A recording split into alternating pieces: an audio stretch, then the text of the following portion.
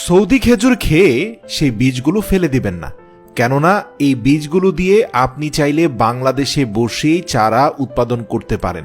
প্রিয় দর্শক, পুরো প্রক্রিয়াটি আমি ভিডিও জুড়ে দেখাচ্ছি, খুব মনোযোগ দিয়ে দেখবেন।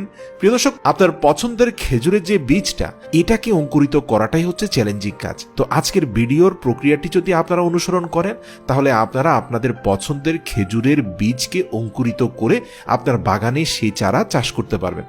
প্রিয় দর্শক, আপনি যে কয়টা চারা বের করতে চান, সে কয়টি খেজুর থেকে তার বীজ এভাবে সংগ্রহ করে নিতে হবে। তারপর সে বীজগুলো একটি পানির মধ্যে ভিজিয়ে প্রায় 2 দিনের মতো রেখে দিতে হবে।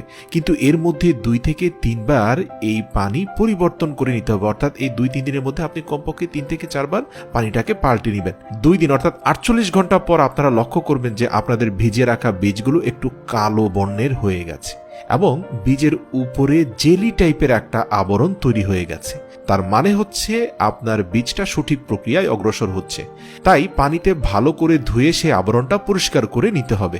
তারপর সেই বীজগুলোকে জার্মিনেশন করতে হবে। জার্মিনেশন করতে অবশ্যই টিস্যু পেপারের প্রয়োজন হবে, অর্থাৎ আপনাকে যেটা করতে হবে, একটি টিস্যু পেপার নিতে হবে এবং তার উপর বীজগুলোকে সরাসরিভাবে সাজিয়ে রেখে দিতে হবে। মনে রাখবেন, প্রতিটা বীজের মাঝে কম বেশি 1 ইঞ্চি ফাঁক রাখবেন।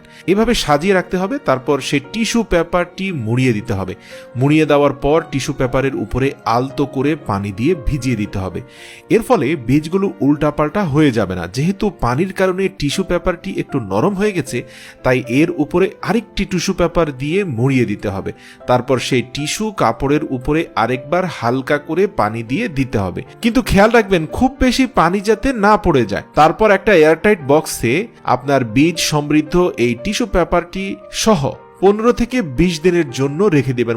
15 থেকে 20 দিন আপনাকে অপেক্ষা করতে হবে, কেননা খেজুরের বীজটা অঙ্কুরিত হতে সময় নেয়। তো 15 থেকে 20 দিনের মধ্যে বীজগুলো অঙ্কুরিত হয়ে যাবে। যদি আপনি সঠিকভাবে এই পদ্ধতি অবলম্বন করতে পারেন, তাহলে আমি গ্যারান্টি দিয়ে বলছি যে আপনি ব্যর্থ হবেন না ইনশাআল্লাহ। তারপর এই বীজগুলো রোপণ করে দিতে হবে। রোপণ করার জন্য প্রথমে একটি পাত্রে মাটি তৈরি করে নিতে হবে। মাটির সঙ্গে কম্পোস্ট এবং প্রয়োজনীয় বালি দিয়ে মাটির মিক্সার তৈরি করে নিতে হবে। মনে রাখবেন, খেজুর যদি আপনি বাংলাদেশের মাটিতে উৎপাদন করতে চান, তাহলে বীজ তলায় যথেষ্ট পরিমাণে বালি এবং মাটির মিশ্রণ থাকতে হবে। আপনাকে 2 ভাগ মাটি এবং 1 ভাগ বালি নিতে হবে।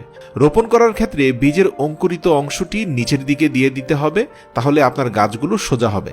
এই পদ্ধতিতে রোপণ করলে আপনার খেজুর গাছ আঁকাবাঁকা হবে না এবং অঙ্কুরিত অংশটি ফেটে উপরের দিকে চারা তৈরি হবে।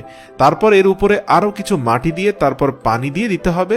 এর 5 দিন পর আপনারা লক্ষ্য করবেন সেই বীজ থেকে চারা বের হতে থাকবে। অতঃপর চারা তৈরি হয়ে গেলে তা মাটিতে রোপণ করে দিতে হবে। আর ভিডিওর শেষ একটি অনুরোধ করব, চারা উৎপাদনের জন্য উৎকৃষ্ট খেজুরের বীজগুলো আপনারা বাছাই করবেন। ভালো হয় 1-1.5 কেজি ভালো মানের খেজুর কিনবেন।